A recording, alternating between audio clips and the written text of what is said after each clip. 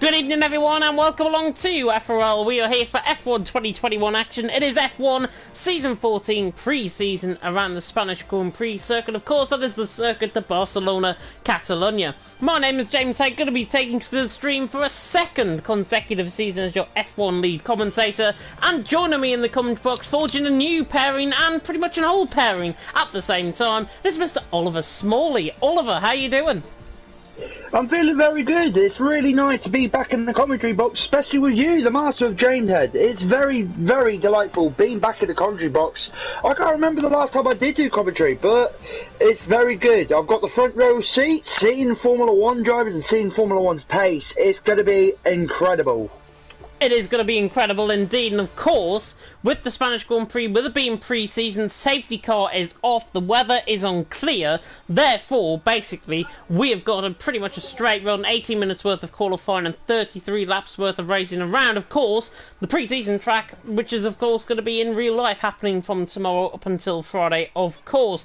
Running you through, I think we've got a little bit of time before we get going, of course, into the actual lobby. Everyone is in that's supposed to be here, which is good, so we can pretty much go at any time, but I want to take you through, if I can find it, the F1 driver lineup, and I'm struggling to locate it at the minute, so give me a second. I think it's an announcement, no wonder I can't find it. Don't you worry, I'm already on it. With the F1, I will cover you up. We have a brand new set of F1 drivers, some who are basically new and some what have already been in this league and have showed their dominance. So we have Petrov and FAC Remco, T-Hawk. Yeah, sorry for this, I am a bit struggle with the names. We have T-Hawk. Yeah, if that's alright, because I don't want to be too slow with this, because everyone's getting hyped up, as you can see.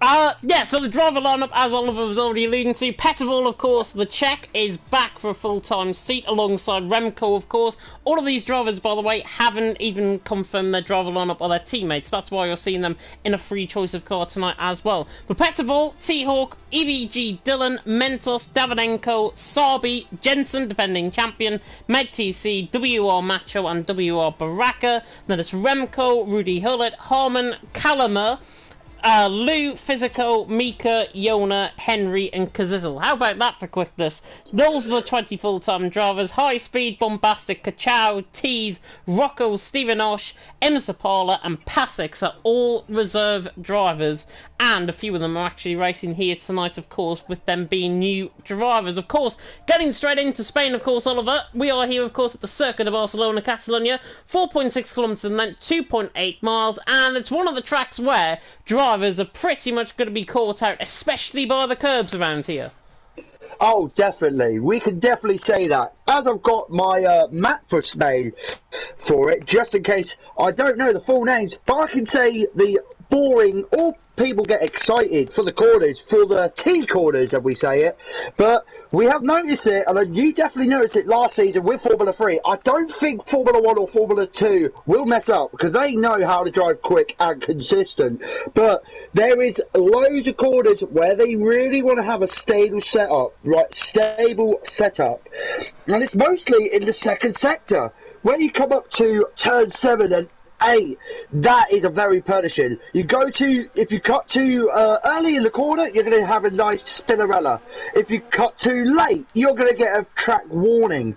But if you keep those two perfectly spot on, then you've got to be careful, because you're going up to 5th, 6th, then 7th. Some drivers really go ballsy and keep it to 7th, some drop down to 6th gear and go around turn 9. You really want to try and have it flat out as best you can, but try not to clip the inside barrier. If you, or inside curb, because you clip that inside curb, the car's going to spin, and you're doing it near enough 150 maximum to 120 kilometers per hour. So these drivers are going to have to be feisty with the car.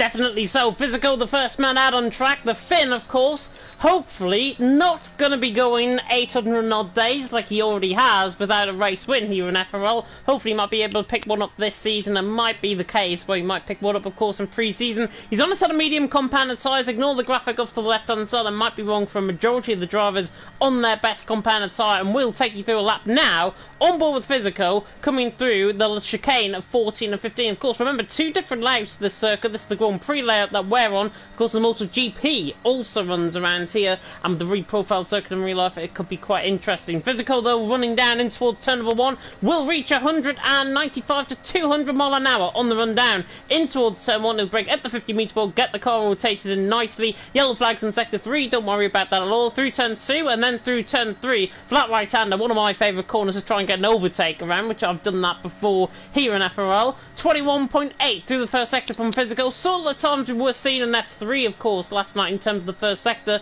but it's really the middle sector that really makes or breaks a lap down in towards turn 5, and then in toward the little kink of 6, and then into Verth curve at turn 7, and then through the right-hander, of course, of turn number 8, which is this right-hander here, and then in towards turn 9 at Kamsa. Kamsa coming through turn 9. Very nicely done on the throttle there from Physico, looking very clean indeed. He now comes through the middle sector, 50.5 in the middle sector again, on a set of medium compounded tyres. He locked up there in towards turn 10, through turn 11 and 12, and he's looking not too bad now as he comes through Bank Sabadell, and then in towards the right-hander of turn 13, and then the chicane of turn 14 and 15, and then through New Holland corner at the final corner at turn 16. That's pretty much a lap of Spain all over and done with, and now Physico on the run to the line. 16.7 to start off the night. Now, lap times were, I think, a 16.4 for Paul in F3. Should be seeing lap times in the 15s easy tonight. Not a bad lap there at all from Physico. Caliber there is also on a lap. Drivers also have been validated, I think. Ferrari Kachau, I think, is probably the next to come across along with Harman, who I think is just preparing for a lap, and Kachau goes quicker. 16.3, not a bad lap at all. Caliber, though, there it is, the first 15 of the night. 15.9 in the Aston Martin. Very good lap time, and he's more than 4/10 of a second clear of Kachau. So Caliber already putting down a little bit of a marker for everyone to catch. T-Hawk's a bit behind though. I bet that was the moment where he did have his spin on the warm-up lap, and he was on the mediums, clearly with a 1 minute 24.6. I think that was just definitely a mistake from him. Nothing too major, but as we've noticed, only 5 drivers on the soft, but everyone's just trying to get a little bank lap on those mediums. Unless they want to try and do like a interesting stop on the start of medium tyres, then 2 softs. Ooh. But will that go to it though? Because I feel like some drivers might want to try and do 2 mediums and someone's had a crash. Somebody has had a crash. It's through turn 3, and that's EVG Dylan that has ran. I was trying to pinpoint where it actually crashed on track. It's off through turn 3, just off the left-hand side out of turn 2. I think he's got caught in the outside curb, spun the car around, and speaking of spinning, Yona also found himself spinning coming through turn number 9. I unfortunately picked that up as well. He got caught in the outside curb, went for a car round, and obviously no front-wing damage on the car, certainly. Jensen Ballaway's through the first sector, 21.5 I should say, through the first sector. Purple out of everyone, but that is indicative, of course, out on track of how this session is going to go. Callum Murad on top though, Kachau second, Henry in third. Sean Riley there in the comments section. No, F2, probably the wrong stream title that you're seeing if you are seeing F2 tonight. It is not the tier announcement special. They're doing their pre-season right now.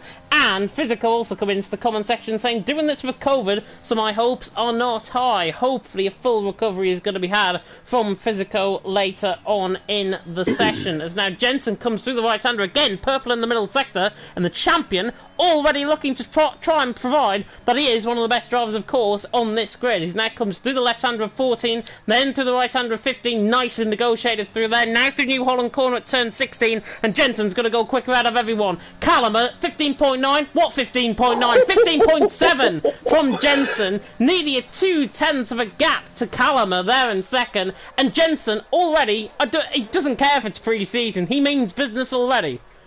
He just really wants to try and show people, saying, hey, I was last season's world champion in season 13. Hey, did you forget? Season 12, baby, world champion. Two-time world champion. Interestingly, pulled a gap 2/10. So, who knows? We'll see if he try and pull 3/10, and then might say, well, I may be trying to spice myself up with a third championship, but who knows? He may be the dominant, but other driver can show their hidden momentum, and it will be really good. But with Jensen showing that pace, Jona's going to go quicker than him here, and he does! He goes quicker, only by 200ths of a second, but Jona was fantastic on that lap. He has had such good form in TTML F2. If you've ever seen me commentate there, Jona has dominated. He took the race 1 victory in Bahrain just on Thursday night, and of course he's going to be back on Thursday again in TTML F2, and already putting it to Jensen, Jona seriously already looks like a title contender just off that lap alone. Yeah, very interesting with Jona. Even people have said in our little Discord chat, say Jona definitely show his pace with this. But I have noticed, when you just see Jensen and Jona, when you hear their car just going, just Jonaing, something's telling me these drivers are putting 5 kilos in the car, not 6, where if it would be interesting if they could try and do 6 kilos, but at the end of the day, it's just a little bit extra fuel. So do they want to keep that spare fuel just in case they want to do two times on the 2 laps on that tyre, or just go more lower but just lose a lot of time by the car losing so much fuel? Jona just off track there to the left-hand side. Physical, by the way, is looking very quick through the middle sector. COVID he has. What COVID? Because he's looking very quick tonight. Finn just having to correct the steering through 10-14, now to the right-hander of 16. This is not a bad lap at all from Physico. He's going to go third, I think, with this, to the line. Goes behind, actually, goes 4, 16 flat. Good lap, though. Big improvement, 7/10 per second, and clearly feels he can get, of course, a very good lap time on those tyres. Lou, by the way, I think spun on his first actual flying lap on another set of medium compounder tyres, so he's clearly down the field there in 12th position, just starting to prepare up for another one now. But we're nearly halfway through qualifying here for pre-season. Jona out on top, Jensen second, Callum in third. Macho, I'm doing very well in the comments section, hope you are too. Hopefully you're not getting too drunk with it being a national holiday over there in the Netherlands. Parrot also saying, and Charlie, my old commentary partner, also saying F2 lobby restart as there's been a spinner through turn 2. That's Lou. That is Lou. He was just trying to push it. He went over turn 1 really well, and then he wanted to try to be a bit greedier at turn 2. But he went a bit too greedy, applied too much power, spinned, went in the gravel trap, but very lucky not to hit the barrier. Back to you. Yeah, probably hit the curb as well. If he took too much curb, it really unsettles the car. And if you get the suspension pretty much underneath where the curb actually is, the car gets thrown off centre. Therefore, Lou would have lost it, and therefore Lou down in P12 at the minute. And I believe he's actually changed his assists coming into this season as well, which is really good. It's commendable, of course, here in FRL F1. Davidenko, by the way, I think is on a lap as well. He's actually invalidated on this one. But F2 champion making his name now in F1. Currently down in 10th position.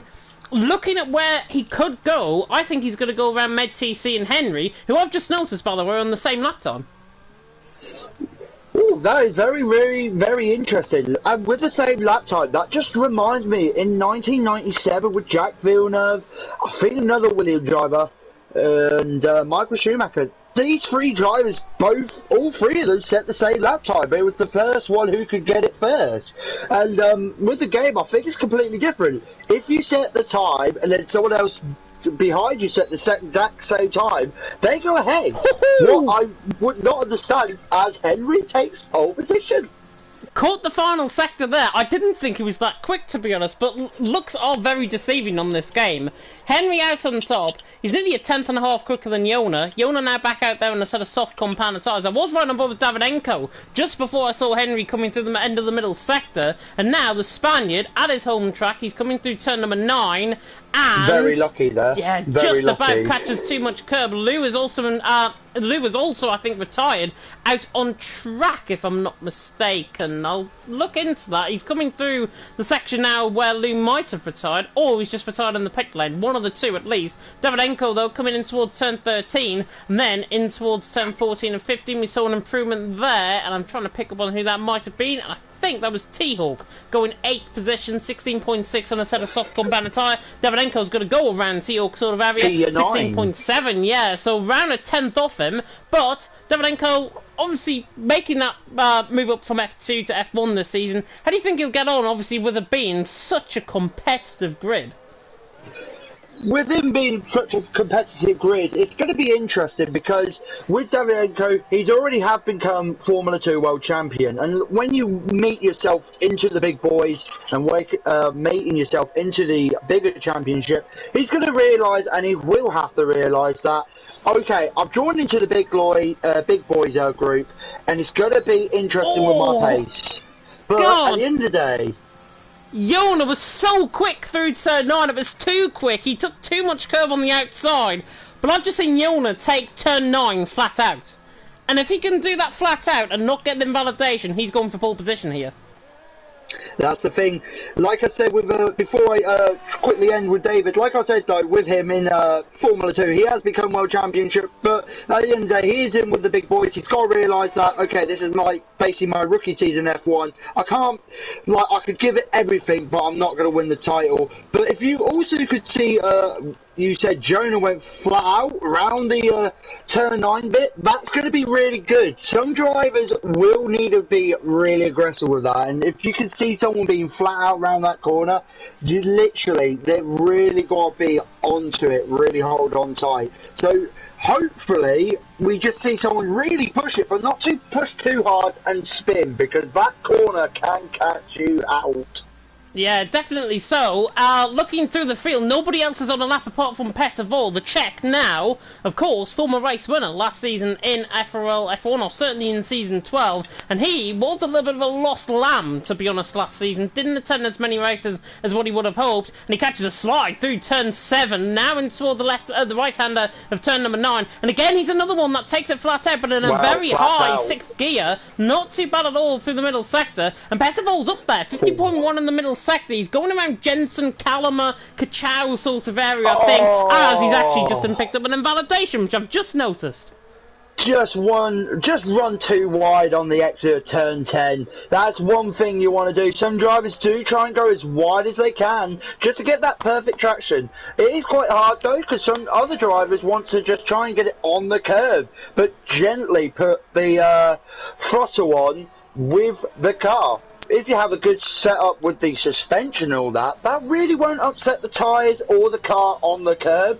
But if you ain't, then some drivers are going to go wide, so they don't have to touch that curb and try and get a better traction. But is it worth it? Because did you just see?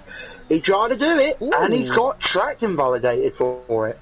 Physical's improving in the middle sector. Sub 50 middle sector is normally quite good around here, and he's in 6th position at the minute, possibly going ahead of Kachow and Kalama. Macho, by the way, in the comment section, spamming the word Jensen, is going to win.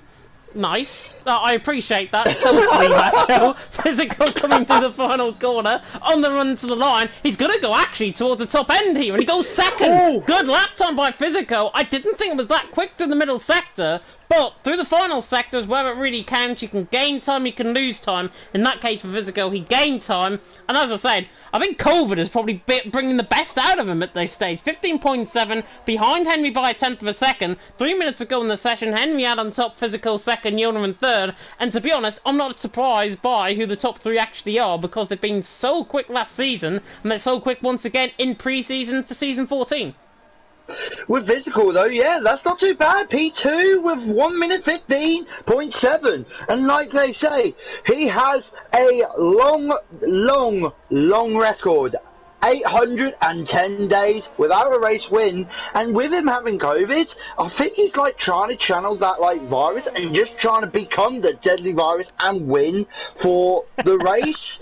I know that's a bit awkward, and no, that's a bit of too far, but if you can see though with Physical, he's that's the thing with, if you do have COVID, like with the whole situation, some people can't go work, but that does give you a little bit of a like breather, just have a like relax and do what some people do. I remember I caught it and I practiced, and I think that's going to use his energy trying to practice, but you don't want to use too much, because if he does, I think he might get caught out with the pace, because he's quick, but we'll see how consistent he is.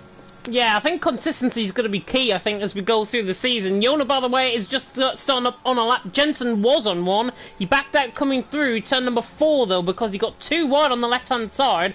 Compared to Yona, he's not taking as much curb as what Jensen was. 21.6 through the first sector. Compared to Jensen, I think it was a 21.5 for Jensen. So Yona around 400 or 500 off in comparison to the first sector, but he was purple through the first sector. And Yona now going to be reliant, I think, that he can get and really hook up this lap, because his laps normally in qualifying, when I'm on board with him and when the pressure is tough, Yona normally absolutely delivers, and he goes flat out through turn number 9 again on the run up towards turn number 10. This is quick from Yona. 49.9 in the middle sector. Final sector, though, is where it's really going to lie. And, of course, no points available for these guys out on track. And Yona just has to correct the steering out of turn 11 and 12. And if you lost it there, probably would have lost it out of the session. Yona now coming through 13. And then into the left-hander of 14. Through the right-hander of 15. Then through New Holland Corner at 16. And Yona, I think, is going to go quickest with this lap. Or is he? Yona now running to the line. Final sector. Prove the difference. And it's the same lap time as Henry. It's the same lap time. Yona out on top, but because he set that lap time slightly later than Henry, he actually gets pole position for now. Henry in second, Physico in third. It's pre-season. Jensen, by the way, was up on his lap by 0.2 of a second through the middle sector. However, I think he picked up an invalidation coming through turn 9. So Jensen not improving at this stage. Kachow was out there on a lap as well. Davidenko was retired from the session, and that's coming out of turn 9. That's a very weird place to crash, I've got to be honest, on the right-hand side there. But now Kachow, what can the German do? Coming to the right-hander of 15, then into the right-hander of 16. Is he going to go towards the top end of the field? This is a quick lap from Kachow to the line, and he goes third. Good lap time by Kachow. Plenty of improvements being found. Jensen will not improve. He's parked off to the right-hand side there. Calamer is invalid. MedTC is 400 up through the first sector. I don't think there's anybody really on a lap. Pettervold isn't. Harmon isn't. I think it's only T-Hawk and MedTC that are. Yeah, it was a shame, because I just ride on board with Henry, and he really was trying to push the pace. Turn 1 perfect, then turn 2 cut the corner. So, yeah, Jonah's definitely just stuck it on pole. Talk about lastdeliveryservice.com. Not bad. Really great pace. So, we'll see, though. He's been really, really interesting. Sticking his thumb right up with the fastest lap. Very pleased for him. And it's just been better to see. As Kachow's also in third, so yep. That's interesting. Because Jensen's like the 2-time world champion. It's going to be interesting, because this is where the part, okay, I've done my bit on how fast I can be. Let's see how fast I can be, but try and be consistent at it. But not bad. It's a shame that Henry just unfortunately got invalidated in turn 2, but I think there's no one else. So, Jonah, congratulations. Pole position. Pole position, but it's the same lap time as Henry. So it's a joint pole position, but because Yona set that lap time later than Henry, he is on pole position into, of course, the 33-lap race that we're going to have, of course, in Spain. I'm looking through some of the comments, by the way, that's coming through in the Discord. Jensen's saying the littlest cut on turn 9 denied him, get this, a 15.3. That silence, I think, just says it all. Yes, that's like, that's the point where you just say, no, Mikey, that is so not right. Yeah, the track and validations, though, honestly, coming through turn 9, I've had it on so many games, on so many occasions on this game, especially on time trial, where you cut turn 9, you cut up so perfectly, and it's wafer thin between, obviously, invalidating the lap time and not invalidating the lap time, and it's just, I think, the nature of this actual track. But look at that! I've never seen the same lap time in FRL F1 before for pole position. So that's a first. Yona out on top. Henry in second. The Brit, not the Korean there. The Brit there in second. Kachow in third. I mean, top 3 covered by less than a 10th of a second. It's not too bad at all. Physico in fourth. Jensen in fifth. Calamer in sixth. Top 6, a little bit of a class apart above the rest. T-Hawk in 7th. Former F1 Esports Challenger Series driver MedTC in 8th. Davidenko in 9th. Pettervold in 10th. Dylan in 11th. Lou in 12th. really didn't get a representative lap time in Lou. He'll be a lot quicker in the race, and Harman there down in P13. But Yona right on top, Henry second, Kachow in third. Really sets us up for a very, very interesting session, going, of course, into the 33-lap race. Yeah, that would be very interesting because, like we just saw, we saw Petrov and we also saw Med TC. P8, P10, both starting on the mediums, so it's going to be interesting with the tyre strategies, to be fair. With the rest of the grid, though, up further up, they're on the soft, so the only idea they could expect to do is probably, if they could try and push it, I don't think this would be happening, but who knows, soft then hards, and see if they can just stick with that. Or they'll be soft mediums, but the opposite with the medium runners, mediums, then soft. But they could be very attackive in the last stand. But hopefully this should be a proper close race. Let's remember, no safety cars though. So if someone do have a crash out, the safety car is not going to give no one an advantage because we're here to see what their pace is as they go on the formation lap. Any prediction for your top three, James? I know this is your favourite part, so let's have a guess.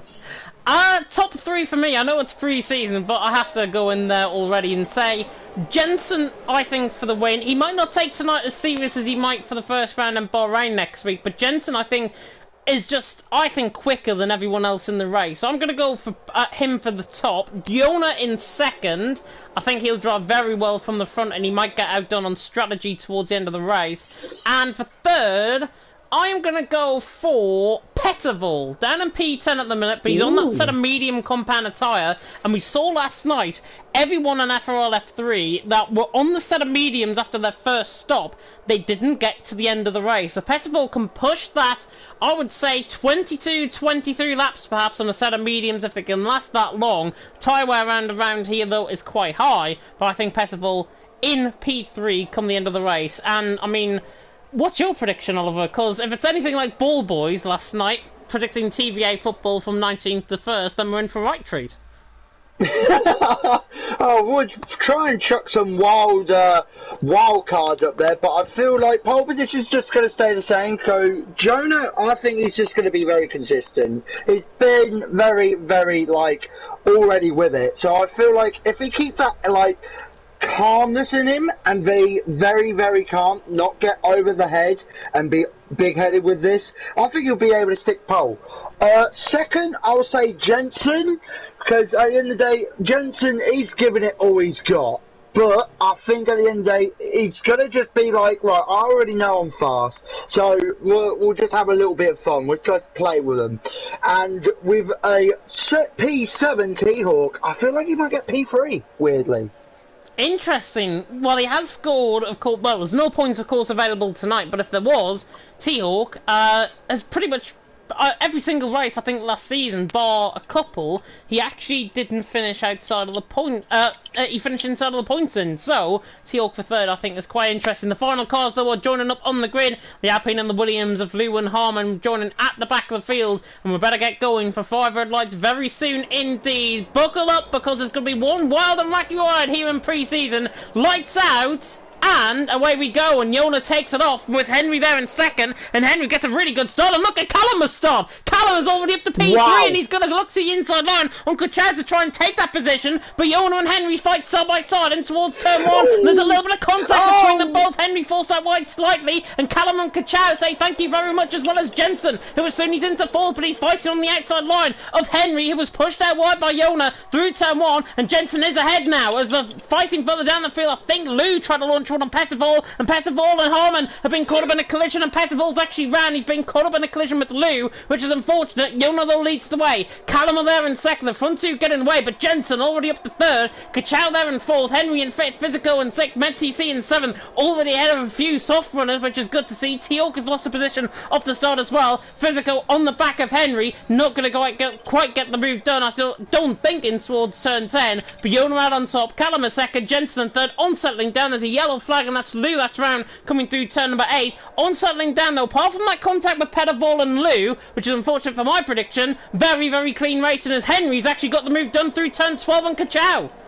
Not too bad. It definitely was unfortunate with Henry. He was trying to get really round the outside of Jonah, and unfortunately they did make side contact. I think it was mostly on the side pod. Did upset his car to the back, but look at him now. He is like, right, okay, I've had a bad start. Let's just get this job and try and get back where I was. But not too bad, and especially with the Calimer. What was that for a start? I don't know if that was just a normal F1 car, or did someone strap a rocket ship at the back? It was incredible, and hopefully we'll see that more later on the season. Yeah, he's already up to second. Jensen there in third as well, had a very solid start as well. Obviously, he's gained 4 positions, Calimer. Jensen has gained 2. Harmon's gained 3. Everyone else has either lost positions. In MedTC's case, he's gained a position. But in everyone else, they've either lost positions, or in Yona, Davenenko and Dylan's case, they've actually stayed as they are.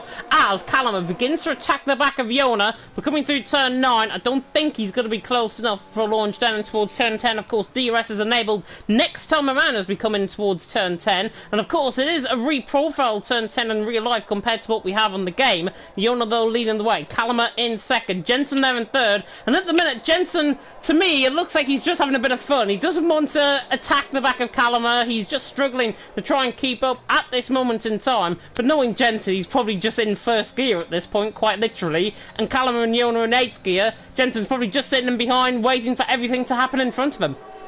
Yeah, Calimer, we've just noticed, look at Calimer's energy. He's already has like 50%. And if some drivers or some people in the channel right now watching this, I bet some people might know about the energy, some people might not. So it is a electrical energy formed on the front of the brakes. When you brake, you will receive back that energy. And on the top of it, that's how much energy you can use, and on the bottom of it, it's the opposite. It's like how much you have used, and you don't want to use too much, because you might use it all the way around up to first sector and get in the middle second sector. If you use all of that, then unfortunately, you can't use any more because you've just used too much on that battery. And as you can see, Calimer is like on 51%, and the pole the pole position leader, as someone get a 3-second time penalty,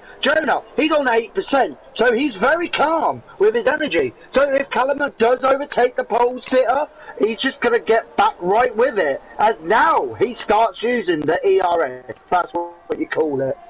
Yeah, Yona leading the way, 19.2 through the first sector. Oh, to the first sector. Onto lap 4 we go, he leads the way. Caliber there in second, Jensen in third, Henry there in fourth, Kachow there in fifth, doing a good job, I've got to say. Harman did pick up that 3-second penalty. He's still on the back though, Davenenko, who's there in P9, and the Spaniard doing a good job at this point. The Brit there of Harman in P10. Yona, though, controlling the race out in front, one fields. Caliber there in second, at the minute hasn't really applied any pressure to the back of Yona at this stage. The Red Bull there of Jensen in third, doing a good job, but he's going to come under pressure from Henry. Henry's looked considerably quicker, I think, through the opening laps compared to Jensen. A little bit of wheel markings, by the way, coming through 7 and 8. I think somebody might have ran into the gravel. It might have been Lou on the opening laps where he ran through the gravel. And there's just track marks basically going through turn 7 and 8 there, which was quite nice to see. Yona, though, still leading the way. Don't think anybody is close enough, and everyone is running in a good old DRS train at this point.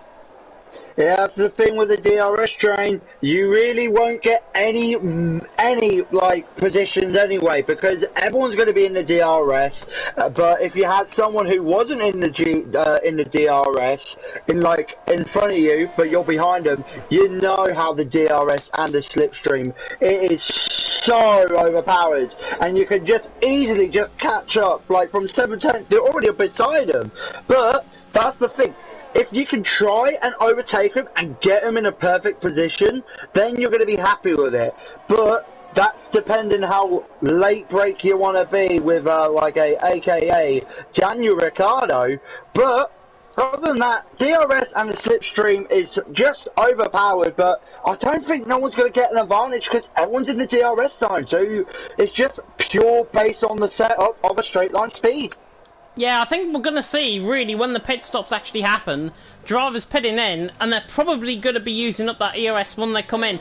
Especially Callum. If Callum gets the move done on Yona before he pits in, that would be crucial, because he has first choice, he's going to be first into the pit lane, and therefore he is going to be possibly ahead of Yona coming out the pit lane as well, if Yona was to choose, obviously, to try and do an undercut or an overcut later on in this race. But we're still couple of laps away, I think, from the pit stops actually coming into effect. Yona, though, leading the way. Callum are there in second, doing a good job. Really nothing to report, I think, in this race so far. MedTC, by the way, in 7th position, on the back of Physico. Physico driving well here tonight. MedTC, though, former F1 Esports Challengers star, of course, under the name of Shazoom Name Changer. He's there in P7. He's on the back of Physico, but he's on that set of medium compound tyre, and obviously he's going to be going later on in the race. And if we saw anything like what we did in FRL F3 last night, which I covered, of course, with Ballboy, as Harman makes the move on Davidenko down in towards turn 1, so gets the job done in towards turn 1. Easy move for Harman. What was I saying there? Yeah, MedCC, he'll go obviously longer on that set of medium compound tyre compared to everyone else, and therefore he is going to extend the stint compared to Lou, for example, who's just came into the pit lane. Yeah, that's the thing with the pit lane strategies. Drivers on the soft compounds, if they come in the pits, they could do either a soft mediums or a soft medium hards. I don't know why the game would suggest that, because at the end of the day, if you have two fresh medium tyres, I think obviously you want to do the two mediums. But with MedTC, he started with the medium, so I think it would probably be the opposite. Medium, medium, soft. Or unless the game wants to give him it, medium, hard, soft. But like I said, is there any point to go on the hard tyres? Yeah, if you've got a brand new set of mediums in the garage. Yeah, definitely so. Henry, by the way, on the back of Jensen, just getting sideways slightly at the final corner. On the run down in towards someone, I don't think, again, he's close enough. Teal'c, by the way, is into the pit lane from 8th position, so the McLaren is now in. Of course, remember, if you're tuning in for the first time to FRL, this is pre-season, and the drivers that you are seeing are not in their actual league cars. Davidenko, again, on the back of Harman. He's disposed of Dylan, I think, quite easily. In fact, actually, they've been both battling, haven't they? Harman got through on Davidenko. Davidenko tried to get the move back done, but he's there in P9 still, the Spaniard. Teal'c, by the way, is coming out the pit lane. Obviously going for that undercut strategy. Earlier than everyone else in the field, there's a slight mistake, I think, coming through turn 6. Was that Kachow by any chance? Yeah, that was Kachow. He just really got a bit too aggressive with that, with the braking. Locked up on the front right, and you don't want to do that, because the Spain and the tyres will not go. 2 into 1 will not mix. Yeah, Kachow there in 5th has lost time, and that's why I said, is it Kachow? Because he lost time, I noticed it on the left-hand side. So that wasn't just a fluke guess from my perspective there. Yona, though, out on top, Callum in 2nd, Jensen in 3rd, and still everyone running that DRS train. But I think from this point onwards, we're going to see drivers start to filter into the pit lane. Are we going to see them out of the top 7, though? Probably not. No, we're not at the minute. Physico, I think, is going to try and get the move done on Kachow, who hasn't actually got any DRS running down the straight. So the Finn is now going to try and close in on the German, but the German there is still hanging on for P5, and I think Physico, with the limited amount of ERS that he's got, is not going to get the move done for now. As Kachow there in 5th, Physico in 6th. They're pulling away from MedTC. MedTC, though, sticking on well on that set of medium compound tyre, and everyone else just filtering in behind. It's a bit of a slow burner, this race. Second half will be better than the first half. Oh, definitely, for sure. But as you can notice, like, all the drivers on the soft runners, they're now going to be a little bit slow because the tyres are going to not be able to handle. Look at MedTC. He's now slowly trying to catch up. And those mediums, I think, are now going to be coming alive. And if he can try and get ahead, then push a little bit harder, then comes in the pits, and then just get, like, basically his second stint and go with it, he will probably be up to P4 if I have to guess. Maybe into a P3. Hey, it could be P5, I'm thinking, because Kachow's obviously dropping back, Physical dropping back as well. And MedTC's just there. Oh, he gets a bit sideways coming out of 13. Just caught too much of the curb. But he's still out there on that sort of medium compound tyres. And again, going into lap 9, nobody I don't think is going to be close enough for a move here. Yona's still leading the way by 6 cents. And even without that DRS and ERS in effect, Callum in there in P2, closes up by a good 0.4 per second. If that ERS was actually enabled as Kachow has picked up a penalty through turn 1, Callum got very close. Wider. Sorry about that. Kachow just went a little bit wide, and that now give Fisichella and MedTC a little position up, because Kachow went a little bit too wide at turn 2 and over the gravel trap. But good recovery and nice save. Good job to the Ferrari driver. Yeah, that might be the first indicator as well that the softs are beginning to go off for him. The German, of course, may have just overreached his tyres slightly. I can certainly see blistering. Normally, when we talk about blistering, it's basically a black line going through the middle tyre, and you can see that on the left front, which really takes the bear load around here in Spain. Ooh. That blistering is now beginning to occur. So I would say the tyres are around 50%, I would think, at this point. And the drivers, of course, will have to think about pitching in. In 4 laps' time, some of them might be getting punctures. That is how high the tyre wear is actually around here. In Spain, around 6-7% a lap, I think it is. On a set of softs. Mediums is not too bad at 5%.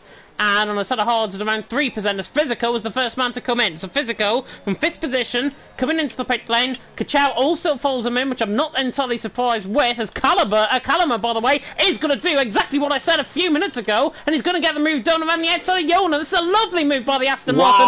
He is through, and he's into the lead of the race. Yona has got no response to that, and Callum now through, and he's into the lead of the race. Yona there in 2nd, Jensen in 3rd. I think Callum, remember, is a reserve, if I'm not mistaken, in FRL F1, and surely he's going to be one of the guys that is looking for a full-time seat, as that was simply brilliant around the outside of Yona. I think Jensen was probably like thinking about, oh, what snack should I grab out of the cockpit here? Because these two are just fighting in front of me, and I'm just enjoying the show. But now Jonah's now losing some time. Yeah. I think those tyres are now aware, and I think Jensen's now going to try and go up the inside at turn 10, or maybe around the outside. Who knows? Now, waiting behind. No, yeah, Yona on the inside line just had enough, I think, to try and get off the back of Jensen. Jensen, though, it was interesting because he used up his deployment coming out of turn 9. That indicated to me he was going to try and get the move done. He therefore didn't have the pace to get the move done and was a little bit too far behind. Is he coming into the pit lane? Yes, both him and Yona into the pit lane. From 2nd position, Harman has picked up a 3-second penalty coming to the chicane, I think, but Callum are leading the way. Now frees up Henry MedTC. MedTC now into 3rd. Remember, on that set of medium Compana tyres, Yona and Jensen, these will be for a set of mediums, and you would assume it'll be a 2-stop, possibly to around lap 26-27, and then they can put on a set of soft Compana tyres. But if it's anything like F3, any gap that you forfeit now in the race, you're not going to make back up towards the end, because the softs do not come online right at the end of the race. Yeah, definitely. And now I'm just going to have a look on the penalty system, as we just noticed halfway through the F2 world champion last year, or last season, he's got a 3-second time penalty. Also, Henry with a 3-second. Kachow and Fisichella 3-second, but Hammy is really doing well, but unfortunately he got 9-second penalties. You really don't want to get any penalties. It's really hard as well, because like some drivers, you got to try and be fast, but try not get any penalties. But that is really hard to try and link those two together. Unfortunately, Hammy with 9-second penalties are just going to be a bit unfortunate for him. Although he's doing really well, it's just going to chuck him way far back in the position. Callum and Henry into the pit lane, set of soft Compana tyres going off the car, yellow wall, set of medium Compana tyres on, and these guys, I have a feeling they might get ahead of Yona and Jensen here. Yona and Jensen around the final corner. Callum is going to be extremely close, I think, to the back of Jensen coming out the pit lane. They're running past camera angle now, and Callum is out the pit lane, and he is going to be behind Jensen, I think, coming down in towards turn 1. Callum is, behind Jensen, and Henry is behind Physico, so exactly where I thought they might come out is exactly where they have come out, and it's not too bad for Callum, because he's obviously on a lap younger tyres compared to Jensen and Yona. But do the drivers now commit it towards the end of the race? If it's anything like F3, I know F3 standard of driving, not to be dishonest to you, Oliver, because I know you're an F3, the standard of driving there, in terms of the tyre wear, is normally quite heavier compared to the F1 guys, and F1 at the minute doing a good job in terms of their tyres. But will these set of mediums that they've obviously just come on to get to the end of the race? That depends on how they can drive it. Literally, like with me, I definitely don't take no offence with that, James. I can definitely say I am definitely horrible with my tyres. At the end of the day, I just feel like I just like to eat those tyres like pie. I know that's probably a weird combination, say, why are you trying to think like that? But no, with these F1 drivers, they can keep their tyres so much longer. And with like F3 and F4, the tyres just definitely don't work with us because we always just try and push too much, but don't think about our tyres. But with the F1, here comes if they Dylan. can try and push it, Sorry to cut in. with the inside. Yeah, Dylan right to the inside through turn 1. Lewis picked up a 10-second penalty for exceeding track limits and he's crashed into the pit lane, I think. Actually, no, that's off turn 10. So Lou, off turn 10, has crashed. I'm not sure if there was a setup maybe failing in terms of a wheel disconnected or something, possibly. Lou, though, has crashed out of the race coming through turn 10. No safety car, of course. And I think if safety car was even deployed, I think, honestly, or if safety car was on even, don't think it probably would have been deployed for that because it was way off track. But I've seen weirder things on this game. Yona, currently in the net lead of the race. Jensen there in 6th position on the back. Lou has left the session. First DNF of the night. Luckily, we've waited until lap 13 to get a DNF here in F3. We only had 9 finishers last night in F3. Did I say F3, by the way? F1 tonight, F3 last night. There was only 9 finishers and it became a war of attrition. These guys proving no war of attrition needed here in Spain. Yona there in 5th, Jensen there in 6th, doing a good job. And I think Jensen probably just going to wait and sit in behind for now and try and get the run down in towards turn number 1. He uses the deployment now coming out the final corner. Is he going to try and get the run down in towards turn 1? I don't think he will. I think Jensen, if I was him, I'd probably be waiting. But I'm not Jensen because he's going to go to the outside line. Yeah, he's on the outside line and towards turn 1. And he sweeps around the outside of Yona. And that's even better than Callum's move. That is simply brilliant from the champion. Jensen through and he's into the net lead of the race. Currently 5th position out on track. But he needed that move done. I think he should have waited in behind because they're catching Petterval and Dylan, who are also in a battle. They're going to come back to them in around a lap and a half's time. Jensen, I think, has made the wrong call in trying to get the move done where he did. Yeah, he definitely has, because you got that second DRS train as well, and someone has been, I think that's Kachow. So, yeah, unfortunately with Kachow, he's just had a little spin, but like I said, yeah, you're all right, because I think Jensen, if he can try and pull out this DRS zone, it's going to be a bit difficult, but is Jonas going to think about it? No, he's not. But I think if Jensen can try P4 and P3, he might use them and then try and go past them just to get a little extra, because that just covers him up with the DRS. So there will be no like OP DRS slipstream train on him. But can Jensen catch up? I don't think so. That is a no, unfortunately. Next lap around he will. 1.5 seconds behind. He's in the DRS train now, but he caught a second on the back of Petterval last time around. And speaking of Petterval, he's going to launch the move down the inside of Dylan. Tries to get the job done. Down the inside, doesn't get the move done. Now for the inside of 3. And you know what? Petterval is going to take this gap, I think, as Davenenko has crashed out the final corner. Petterval now on the inside line. Great fight between them both. And they're fighting still as Dylan goes around the outside of the EVG man on the back of Petterval. And Petterval is still side by side. But now look at this. Jensen has latched onto the back. Petterval is doing a Perez in Abu Dhabi compared to obviously Hamilton back then. And Dylan is still trying to fight this down the inside of 7. Not going to get the move done. But all of this helps Jensen. He's now on the back of Dylan within that DRS range. He's not going to get the move done down towards turn 10, the left-hander. Dylan picks up a penalty as well. Jensen's not going to get the move done here, but 2 drivers going slow in front of you, you'd probably want to try and get a double toe down and towards turn 1.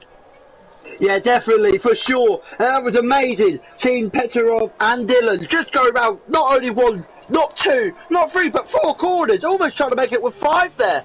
And honestly, when I thought he was going to go, when Dylan was going to go for 10 and 6 for the move, honestly, I literally just moved back, like really got scared there, like some weird 3D movie. But now, Jensen's going to try and go for the move for Dylan. Dylan's got nothing to fight for because he's got to do another a pit stop. But, oh, Jensen just gets it perfect with a 1 move. But now can he try and get past P3, Petterval?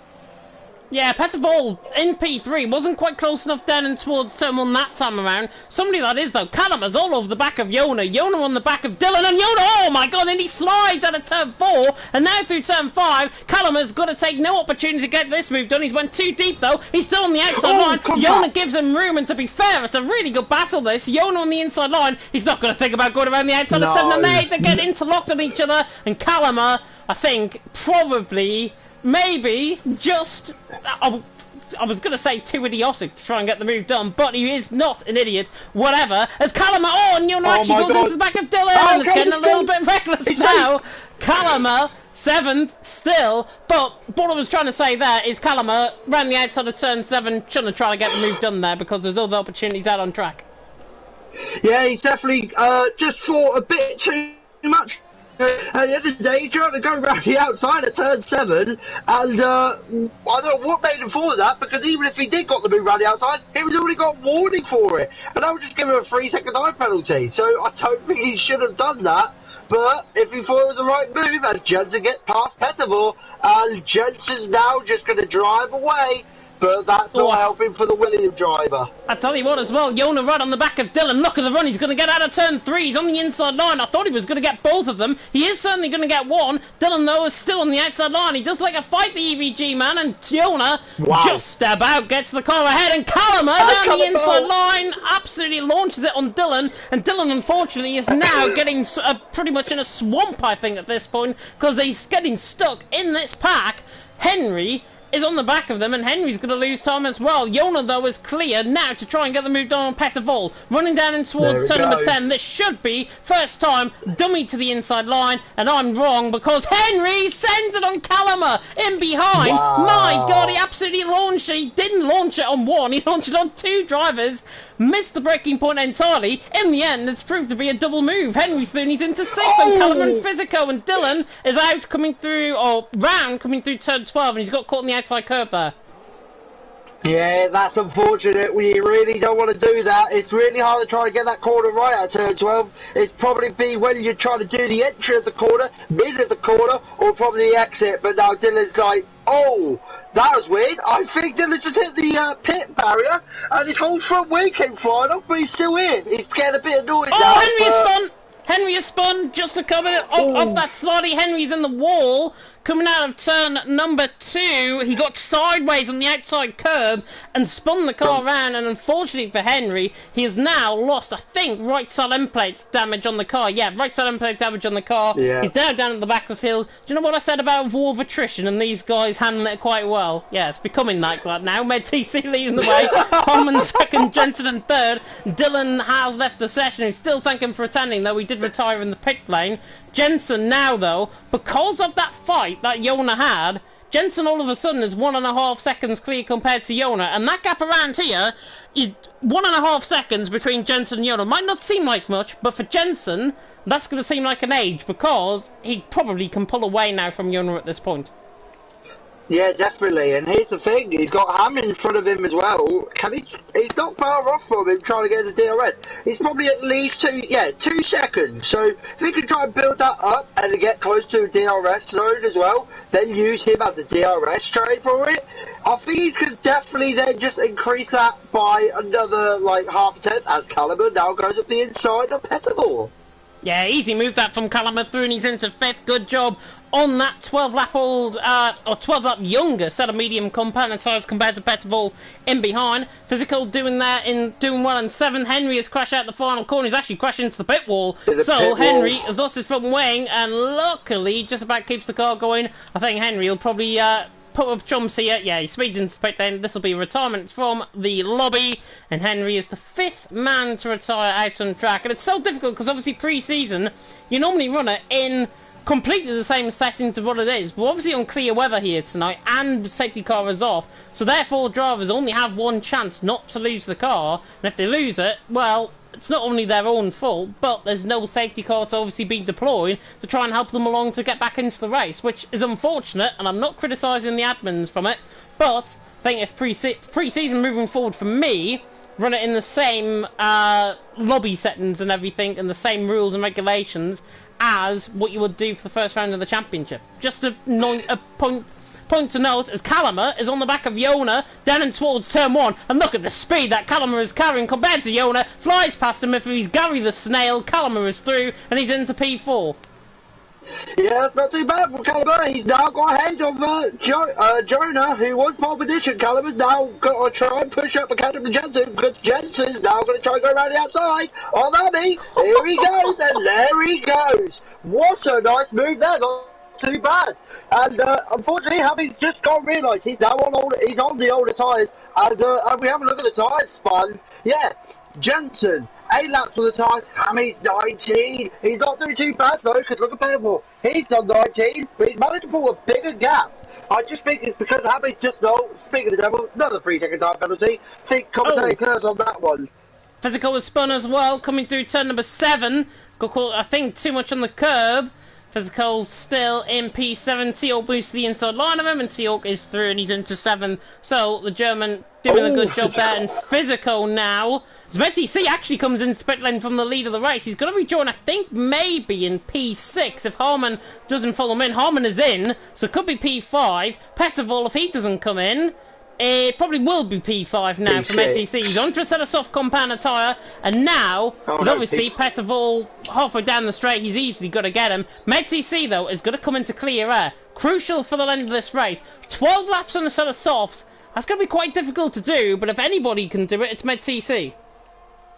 Yeah, he can definitely take care of those tyres. He's definitely done it with the mediums, and not going to lie, Petterval stayed out for an extra lap, so he's trying to do 20. So it's just going to make him probably lose a lot. Like, well, you're probably talking about probably 3/10 around the extra of the corners, probably 2/10. And with those fresh softs as well, does that mean is ZTC going to try and stay out on those softs, or is he just going to try and go in again just in case? Yeah, maybe so. Maybe so. I don't know, to be honest. Obviously, Petterval probably will come in for a set of softs, but when is he going to come in for that set of soft compounder tyre? It absolutely remains to be seen. Jensen now, though, 3 seconds over Calamer. Calamer, of course, with that penalty overhanging him. Physico on 6 seconds, Harman on 12, Calamer on 3 seconds worth of penalties, and that is literally everyone that is still going on a penalty at this moment in time. Everyone else currently clear, but I think we might see more penalties before we get to the end of the race, as Yona on the back of Calamer. Look at the gap that ZTC though was pulled to Petterval, who is staying out for another lap at least. ZTC just gained 2 seconds on the back of Petterval, which means he's just gained 2 seconds on the whole field, which then means ZTC could get to the likes of Calamer and Yona before the end of the race. Yeah, that's going to be the thing, because I don't know what Petterval's thinking. If he wants to try and keep those tyres as long as he can, that's fine, because at the end of the day, I think Petterval's going to do the opposite as ZTC, as T-Hawk and Fisichella is actually having a squabble in the back. Round turn 3, think T-Hawk's just hold it. It's not too bad, but Fisichella's going to try and go up the inside. Ooh. If I keep an eye on T-Hawk and Fisichella, I guess you can keep an eye on Jonah and Calamer, because I feel like they're going to have a fight. Yeah, I think they are, to be honest. Yona and Calamer, 3 seconds the gap still to Jensen obviously out in front, but Yona, 2/3 of the way through the race, is right on the back of Calamer. I'm still looking at that gap though to ZTC. He might be within DRS range actually coming through the final couple of corners here. If he gets a real wriggle on, he's 1.5 seconds behind, and look at the time he'll gain. I think he's just going to be outside of a second possibly, coming through the right under a 13. And he isn't?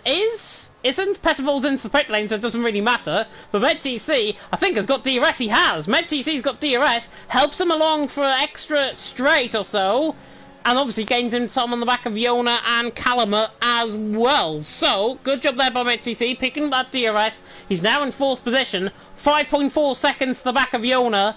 And I think ZTC going to try and defend on T-Hawk. They're just trying to do like a little Sebastian Vettel thing, trying to interrupt. But they are really getting close. Fisichella, 3-second warning. I don't think that should be a given. I think that's a bit of a cheeky thing from them. From the stewards, that is a bit, no, Mikey, that's not right. But yeah, Fisichella, not too bad, up the inside. That was a pretty remarkable little move from T-Hawk as well. And a little bit like Sebastian Vettel when he tried to do the defend on Hamilton in 2017 at Spain. A little, like, defending like that, pretty good, but just not good enough. Fisichella's through. Yeah, Physical was through and he's into 5th position, and it sounds like my co-commentator has gone into the abyss slightly, with just moving away from the mic there. Jensen leads the way, Caliber there in 2nd, Yona in 3rd, still 5/10 of a second in behind, and Yona is just pressurising, I think, Caliber at this point. Obviously, his Physical was spun, coming through turn number 10, he's got caught in the inside curve, he sent the car around to Physical. After all of that hard work getting past T-Hawk, he's now down in P7. Yona, though, again on the back of Caliber, this is the opportunity for Yona to go through, he's on the outside line, in towards someone, he should have the full car ahead. Caliber, though, says, no, you're not getting through, and they're still side by side just coming out of turn 2, and Caliber, to be fair, he had no right away the corner, forced Yona partly off track. Yona didn't pick up a penalty as a result, and Caliber through into 2nd, pretty much like BTCC racing that. Yeah, lucky that he didn't get a 3-second time penalty. Please hope that my mic is working, because I'm not in McDonald's drive-thru. Just saying, I'm not in McDonald's drive-thru. But yeah, if Jonah did get a penalty for that, maybe he might have got a little warning for it, but at the end of the day, I would say that would need to come off anyway, because at the end of the day, it did get a little bit forced into that corner and had nowhere to go, but Jonah just still kept with it and kept the car under control. But hopefully, as we go round the turn 12, 13 and 14 and 15, he's going to be close for that DRS. So, ladies and gentlemen, boys and girls, let's see who will probably come out of this little battle for what? 3rd little mini battle? Now, Jonah, using all that overtake, activating the DRS down the long straight of turn 1. Which way are you going to go? Outside or inside? He's going inside. Not too bad. Caliber, unfortunately, has to, understand that he's just been beaten, but can he try and keep up with it and stay behind him? Bit of a bad exit, and Jonah runs away. Yeah, Caliber probably can, to be honest. He's there in 3rd, but now Yona, he has got a 6/10 gap. He's using up that deployment as well, and that only indicates to me one thing with Yona. He is now putting the foot down to try and get back onto the back of Jensen, who is 3.2 seconds up the road. And I've seen it so often, here in FRL F1 and in TTML F1, where I commentate on Jensen. His second half of the race, he is so much stronger compared to the first half of the race. And 3.3 seconds is the gap, compared to Yona, who is absolutely no slouch on his day. Yona has driven such a solid race, but he got caught in that little bit of a melee, obviously going on in that battle that he had, and now he has to try and make up the ground. And if you try and give Jensen that leeway of being 3 seconds in front, there's only one way it's going to go, as Yona picks up a penalty on the outside of turn 12. Jensen, though, with 3 seconds the gap, you only give him one opportunity, Jensen takes it by the scruff of the neck, and he's just banging away out in front by 3.1 seconds, as Yona actually responds with the fastest lap of the race. That's not too bad. That is really not too bad. Like, if we were doing a point system, that would have been an extra point for the fastest lap. As I'm now looking into the race director, Jensen, I don't know what he's doing, but he's done really well. Only one warning. One warning for Jensen. So he's easily going to get away with this. Like, easily. And that last lap with Jonah, with the inside curve, with that whole battle, he did get a warning, unfortunately, with it. It's just unfortunate. I just don't think that should have been given there. But with the penalty system, I think Camo is not going to be far off for another penalty. But if he can try and keep on the back, he will have no worries. He's just got to follow Jonah. Yeah, he's been fine through this race, to be honest. Obviously, a third warning picked up there from Callum's perspective. He's there in P3 at this moment in time. Jensen, though, leading the way. Yona there in second. Callum there in third. MedTC in fourth. I'm looking, by the way, at the Sunderland match, as you do, because the action is not happening. There's a break in play, apparently, because somebody has taken in one of the stands, which is unfortunate. So whoever that fan is, as me as a Sunderland fan, hopefully they recover and hopefully everything is fine there at the Stadium of Light tonight. But back to the action here at Estadio de Barcelona, Catalonia. That's about as much Spanish I can have in one stream. Jensen out on top, Yoda second, Callum in third. Well, Davenenko has just left the session, so there's a bit more Spanish. MedTC though in fourth. And we saw it in last night in FRL F3. I saw it last night in FRL F3. When you go on a soft compound tyre later in the race, they really do not come online. They only come online for 2-3 laps. And by MedTC standards, he's in clear air, we cannot catch, and it's going to be the case where obviously Callum can follow in that DRS. As long as he follows in the DRS, these guys are going to be maybe 10 seconds ahead come the end of the race. I can definitely see them trying to do a two-stop. Just gotta be doing a two-stop. Because I wasn't in F3 because I tried to get home last night and I was just stranded in the middle of nowhere. So that's no good, really, to be fair. But, like I say, though, I did say that earlier. With MedTC, he did do a brilliant qualifying on the mediums. And did start on the mediums, but it wouldn't hold up because you would have to do two stops. Medium, soft, soft. Or, just better off doing a mediums and then just try and go soft, then back on mediums as quick as you can. But with the safety car not being on and not giving him that advantage, it's just going to be a really hard, unfortunate call. And I think MedTC thought it was going to be the right call, but it unfortunately just didn't work with him. So unfortunate, but he's doing well with those softs, doing well.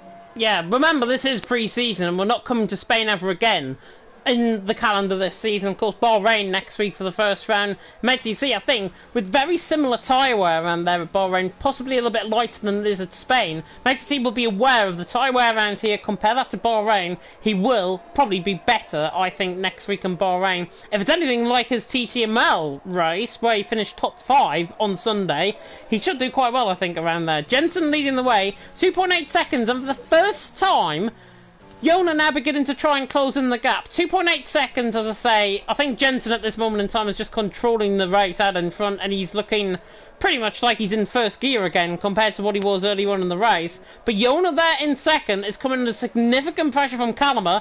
Probably be the battle to focus on. However, I am looking further down the field. Teok and Harmon might be a battle to focus on as well. They're 5th and 6th, separated by around 2 seconds. But Callum out of the final corner. Is he going to try and have a run, the Dutchman, on his fellow countryman down and towards turn 1? I think he might. He's just going to wait in behind. Yeah, he's not going to launch it at all. And I think fair play to him. Not going to wait. No, just going to wait behind for now. And Callum are there in third as your mic has just gone completely astray again. There we are. Jensen leads the way Jona second, Callum in third, and yeah, Callum is still applying that pressure to the back of Jona. MedTC not really making any roads, and to be honest, Teok's pulling away from Harmon as well. I think I need to get one of these new headphones where I literally have like Dave Crawford's F1 like commentary headphones, because these ones are just like proper played up. I do apologise. Come on! Oh no! And he not Camilla.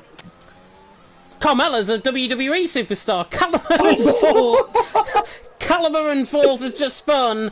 He's lost his front wing, and that wasn't catching on the curb. I saw that perfectly, and he just lost it. Basically halfway through the corner, he's applied too much throttle. The car is sent spinning one way, and he's literally put the throttle into the wall, basically, is what's happened there. And Callum in fourth. Robs us have a really good battle for second, because he was looking very, very quick up until that point, and looking on the back of Jona. Jensen now leads, 4 laps to go. Jona there in second, MedTC in third. Callum is going to continue on, but he's into the pit lane and nearly hits the wall coming into the pit lane. But is he going to speed it in and retire the car? He probably will come out behind Peter Vol. And yeah, Callum actually does retire, and I don't blame him, to be honest, because there's no real worth fighting for the rest of this race. But Callum, though, drove a fantastic, fantastic race up until that point, and he should be proud of his performance, and hopefully more to come in the season. To be fair, it's just not only with Callum driving. I think everyone should be happy with the driving today. Honestly, I was very excited for F1 commentary and everyone, and they have definitely put me into a happy mood. I'm watching this race, and I just feel like watching it like I'm a little kid again, just like near the TV. It's just brilliant. It's absolutely brilliant. I'm just enjoying this. So I'm very glad that these drivers have just put up a brilliant show. I've been very thankful, and I definitely have confirmed, like I say, I've definitely got the front house of the row. I'm very chuffed. And with our predictions as well, I couldn't remember if I said Jona got pole or Jensen, but I think I said Jona pole, Jensen second, T-Hawk's not far with third. So if this still gets switched around and I get it perfectly spot on, that's it. I think I need to go and go on Bingo's lottery. Yeah, maybe so, or we could get Charlie to maybe do a shoey in terms of how this race is actually going. I can see that in the comment section, he's there, so I hope he does want to do that if T-Hawk does get third. Jensen out on top, Yona in second, MedTC in third, and I've actually got the prediction, well, right with one driver at least, and actually no, I've got the first and second right at the minute, because obviously Petterval down in 5th position, catching T-Hawk, quite a rate of knots actually as well, 2.5 seconds. That might be the gap to focus on towards the end of the race. But let's just speak about Jensen, because obviously Yona, 3.5 seconds, he got caught up in that traffic, and the traffic really cost him, I think, the race victory. He should still be very pleased with his performance. Jensen there though, leading the way. He has looked pretty much like he was last season. First half of the race, nothing special. Second half of the race, totally dominant. And if it's anything like to come, of course, in the battle that we might have in Jeddah this season, of course, him and Kazizel were brilliant back then at the end of last season. Jensen leading the way, and obviously 3.4 seconds out in front, and he's just been, well, totally dominant. Yeah, I definitely agree with that dominance, because I look back on the race director again, couple more laps he's done, and still no warnings. He's only still got that only one warning. So, if they're expecting Jensen to get a 3-second time penalty, I'm sorry to announce it, but I definitely don't think he's going to get it. He definitely won't. I think Jensen is just pretty much, I think, coy now on the fact that he is going to win pre-season race here. Yona in second, MedTC in third, and they've been brilliant, I think, both of these three. Charlie, by the way, in the comment section, has said if Hawk does get a podium, he will do a shoey. I think there's more chance of Christmas coming early than T-Hawk getting a podium at this race in this race. He might do later on in the season, but in this race, he's 19.5 seconds off. Petterval catching him another half a second just in the first sector alone, and really it's the battle for 4th position between our two drivers that we predicted for P3.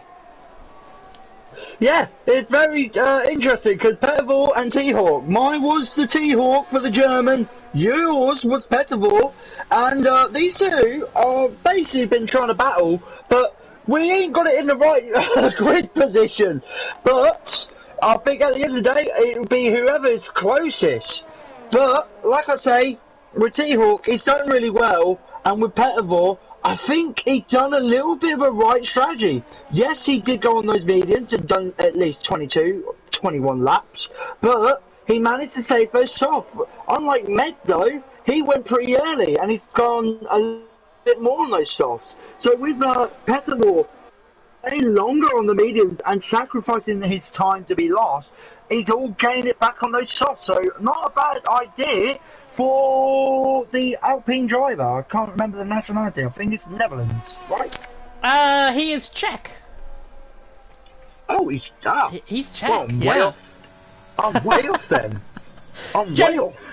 Jensen's coming through turn number 10 for the final time. 4.1 seconds over Yona. Yona has just, I think, now considered defeat, I think, on this final lap of the race. Jensen through the final corner, or through the final corners, I should say, through turn 13.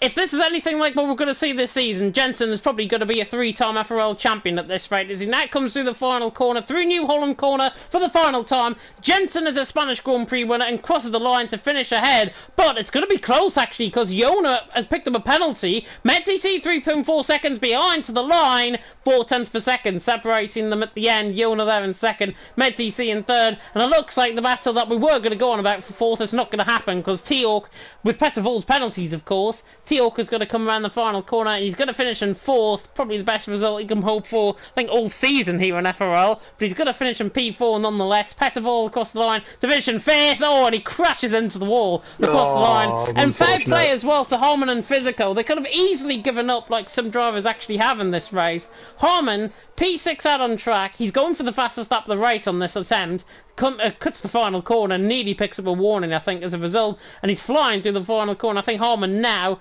considers that he's not going to get the fastest lap, comes across the line to finish in 6th, and Physico, the final man, of course, hopefully COVID free by the time we go to Bahrain, he crossed the line to finish in 7th position and crash into the Stricken Williams on the left hand side of the track. But fantastic pre-season race. That sets us up nicely, of course, for the rest of the season. Driver of the day will be the in-game fans as Harman. However, driver of the day, surely only going to go to one person, and that's Jensen.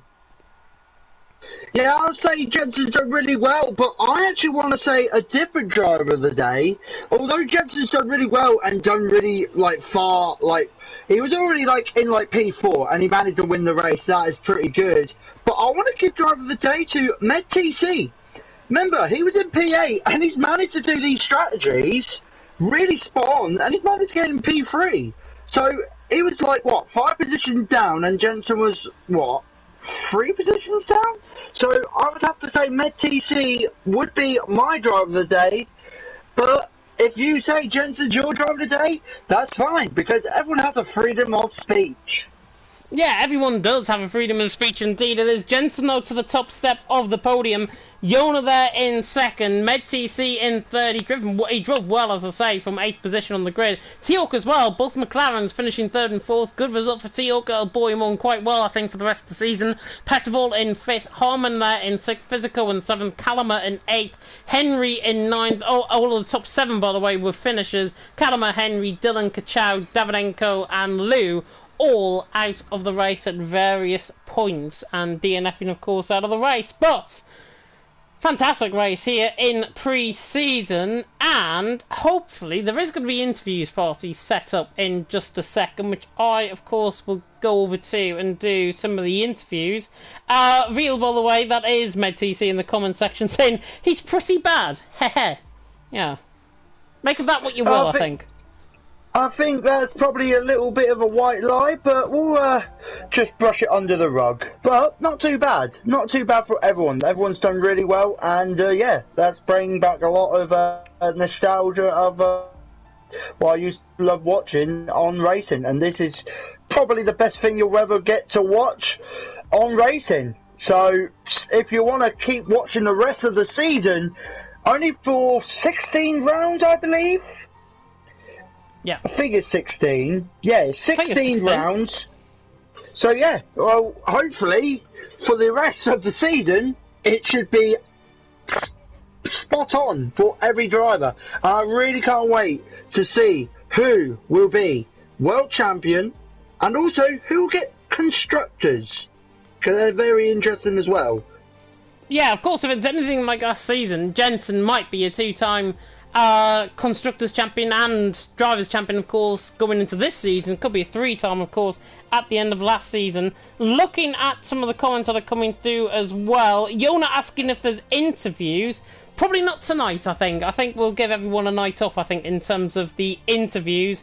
And yeah, with it being pre-season, I don't think we're going to do any interviews. We did it, I think, only for Yuri, if I'm not mistaken, last night in F3, so it's probably not worth it doing the interviews tonight. But fantastic race, of course. I'm going to take you through the calendar now, as Oliver has already alluded to, of course. 16 rounds here this season, and I will read out the right calendar this time, as I wasn't last night in FRL F3. So I've just told them the wrong date, I think, for that one. FRL... Oh, your mic has gone again. Oh dear, right, I'm going to shut myself up. Quickly! FRL Season 14 calendar for F1. Of course, Spain, pre-season already done. It's Bahrain, round 1 of the championship next week, 1st of March, same time, same place. Saudi Arabia for round 2, Emilia-Romagna round 3, Azerbaijan round 4, then the first of the sprint races and the feature race, of course, in Austria, 29th of March, Hungary round 6 on the 5th of April, France round 7 on the 12th of April, Britain round 8 on the 19th of April, then it's a break week for Easter, 26th of April is the break week, Belgium on the 3rd of May, then it's Singapore on the 10th of May, Russia on the 17th of May. We will be going there, unlike the crisis that's happening, of course, in real life. Monza, the sprint qualifying for round 12, that's on the 24th of May. Abu Dhabi on my mum's birthday on the 31st of May. I don't know why I've just said that on stream. American Grand Prix, round 14, the 7th of June. Mexico Grand Prix, round 15, the penultimate round of the championship, 14th of June. And then the 21st of June, by that time we should know about the F1 game, 21st of June. Brazilian Grand Prix to round off the season, as should any season in FRL and any other league that I commentate on. Brazil is always a season finale track, and why not? Because it is a fantastic track to drive. But more immediately, Oliver, Bahrain next week. Drivers obviously going to be tackling Car Killer Corner through turn 12. There's going to be plenty of overtakes, hopefully plenty of DRS. Looking forward to it. Yeah, I'll be looking forward to it, and it's like the same thing with Spain with the tyre there as well. Turn one, you don't want to like push the brakes too hard at turn one because you'll lock up the right front. And I think it's turn 10 where you're going up that hill, you're going up, exit out the hairpin, going up the hill, then down, and trying to brake while turning to then not try to lock up that front left, where you then get that perfect exit if you're really trying to get that perfect exit on the driver in front of you just to get that DRS zone. So it'll be interesting. I think the fuel will be fine, and plus with the safety car be on as well for next week, with the safety being on, drivers can then try and drop their fuel to -2 or -1.5. So it'll be interesting. It will be really interesting, of course. We're at the Bahrain International Circuit for that one, so I really hope you're going to tune in next week for the Bahrain Grand Prix, of course, across, I should say, F3 and F4, Monday night, 7 PM UK time. You can catch Oliver, of course, in action next week in FRL F3. Give him some cheering on as well. And maybe even I'll be in there in the comment section just to put a little bit more pressure on you. FRL F1 and F2 next week as well. Myself and Oliver taking through the action for F1. F2, of course, is I need to have a look at the commentators again for F2. It is Ball Boy. Charlie. No, for F2 it is Stephen and Highlander. For F3 it's Charlie and Ball Boy. Yeah, it's F3 then. Whoops. And whoops. And just on the commentators as well, F4. Just trying to have a look at the F4 commentary team as well. That is Parrot, head commentator. Davidenko, who we've just seen tonight as well. Lou and Remco being reserves, of course, they're racing here in FRL F1 this season. And I think probably the earliest end to the stream I think we'll have this season in FRL F1. Really hope you enjoy it. If you did, of course, like, comment, subscribe. Tick that notification bell, of course, if you are new. We're on the same amount of subscribers, by the way, as League of Europe. So if we can get up to 800 subscribers, that'd be fantastic. We'll be saying the same thing on Saturday, by the way, as well, in LOE, where I'm commentating, of course, on Saturday. But fantastic, of course, being reunited alongside you, Oliver, and it's going to be a fantastic season. I'm absolutely sure. For myself and Oliver, thank you so much for watching, and until next time, goodbye.